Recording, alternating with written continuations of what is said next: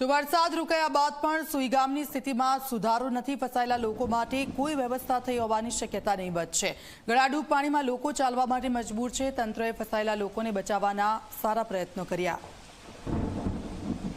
તો બનાસકાંઠામાં સતત પાણી છે। ગળાડૂબ પાણીમાં લોકો રહેવા મજબૂર બન્યા છે। વરસાદ રોકાયા બાદ પણ પરિસ્થિતિ સુધરી નથી અને આ બધાની વચ્ચે ફસાયેલા લોકોને બચાવવાના પ્રયત્નો થઈ રહ્યા છે। સુઈ ગામમાં વરસાદ રોકાયાને 24 કલાક કરતાં વધારેનો સમય થઈ ચૂક્યો છે, પરંતુ હજુ સુધી સુઈ ગામમાં કોઈ પણ મોટરેબલ વ્યવસ્થા થઈ શકી નથી। આ રસ્તા જોઈ શકો છો જે સરોવરમાં બદલાઈ ચૂક્યા છે।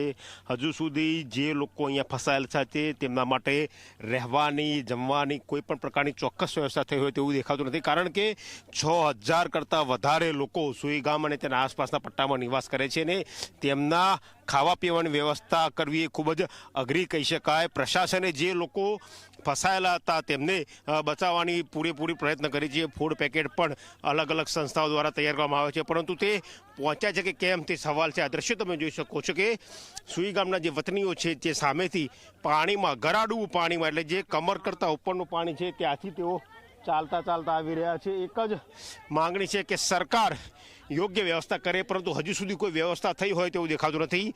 સદભાગ્ય વરસાદે વિરામ લેતા એક વાત ચોક્કસ થઈ છે કે જે પાણીનો જે મારો હતો તે ઓછો થયો છે। જ્યાં અત્યારે હાલ અમે ઊભા છીએ ત્યાં લગભગ 8 થી 9 ફૂટ પાણી હતું, તે અત્યારે હાલ 4.5 થી 5 ફૂટ જેટલું પાણી પહોંચી ચૂક્યું છે। પરંતુ રાહતની વાત એ છે કે વરસાદે વિરામ લેતા સુઈ ગામના લોકોને હાલ શ્વાસ હેઠા બેઠા છે।